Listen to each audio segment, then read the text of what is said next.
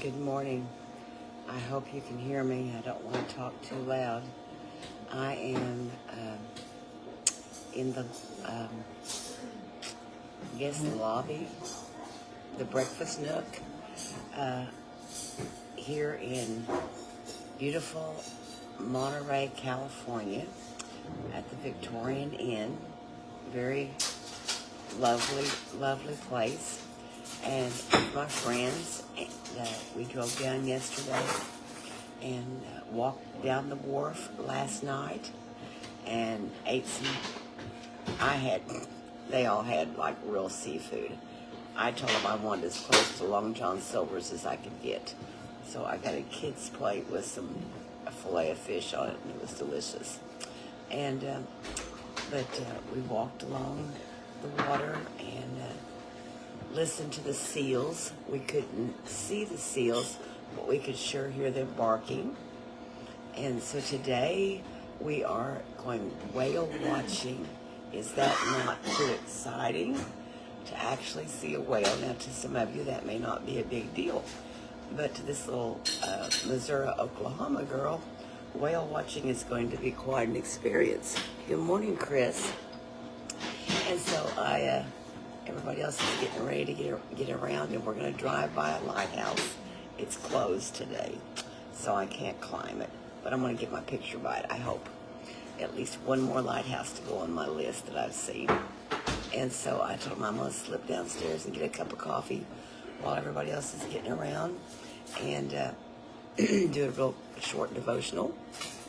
But I've been so blessed. Chris, I am so blessed this morning. And Monterey is, what I've seen of it, is a beautiful little town. And mostly all I've seen is the water. And lots of sailboats. But today, hopefully, we'll be exploring more of that as we set out on our day. But I woke up this morning, and I have my cup of coffee.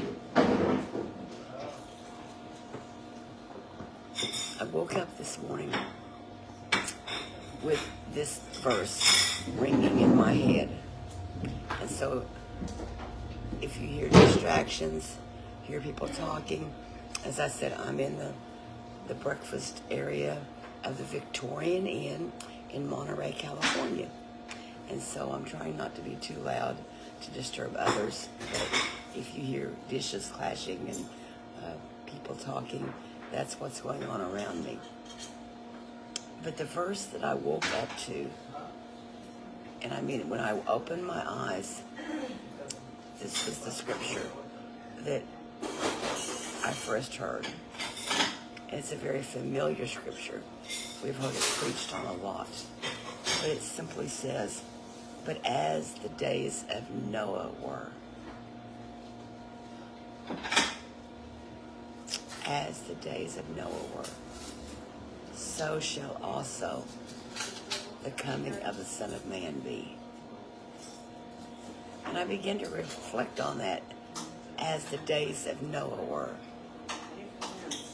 And we know the next verse, this is in Matthew chapter 24. It describes those days of Noah.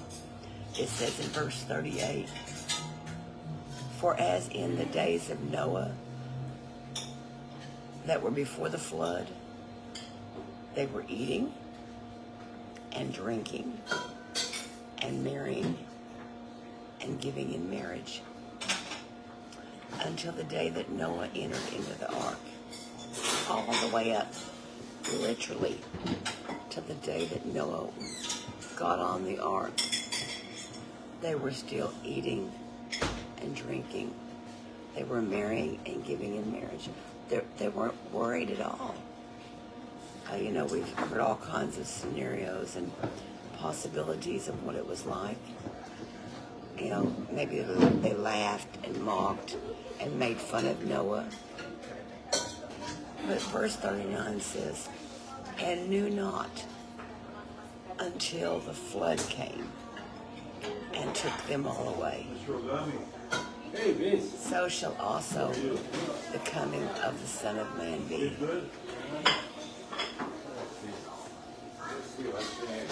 And that's very definitely, we'll move this a little closer, maybe so you won't hear quite so many distractions. That's exactly where we are today. We are in those days. The world is not concerned about the coming of the Lord. The world is not stirred by the message that is continually being preached. I think about John the Baptist. Let me see if I can flip over there real quick. Let me see if I can find this scripture. I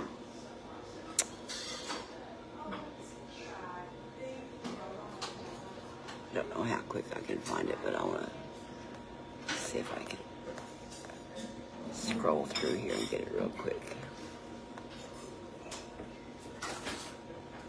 John the Baptist was preaching. Hang on.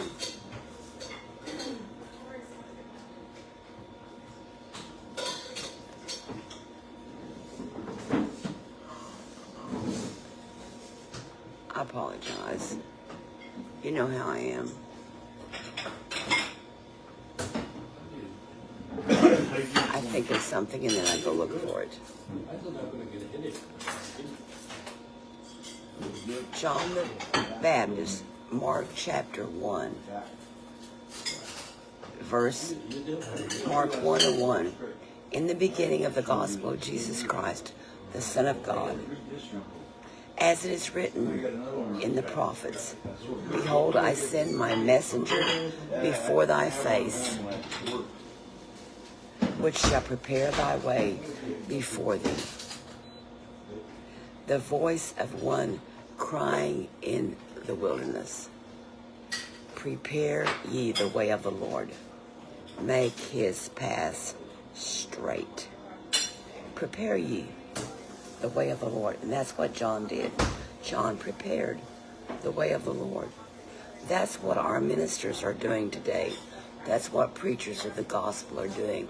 They are preparing the way of the Lord. They are warning people. The Lord is coming. And just like Noah, when they mocked and they made fun of Noah, and they knew not until the flood came and took them all away. Sadly today, many are continuing to eat, drink, and be merry, and they won't know until the church is gone that it's too late. I don't know about you this morning. I want to make his way straight, and I want to be prepared to meet him. I'm not saying that you need to quit eating and drinking, or that you need to quit getting married, but I'm saying in the midst of all of that, the number one preeminence should be looking for the coming of the Lord. Well, it's starting to fill up down here, so I probably should get off here. People are going to think this crazy old woman sitting in the corner talking to herself. But again, just remember, he's coming, and I want to be ready to meet him. And good morning from beautiful Monterey, California. And I'm excited. I'll send you some shots of some whales today, and a picture of a lighthouse, the Lord willing, because that's on the agenda today. So you have a blessed day, and be ready for in such an hour as you think not, the Son of Man cometh. God bless you. I love you. And I don't know where I will be the next time you see me. Who knows? I love you. Have a blessed day.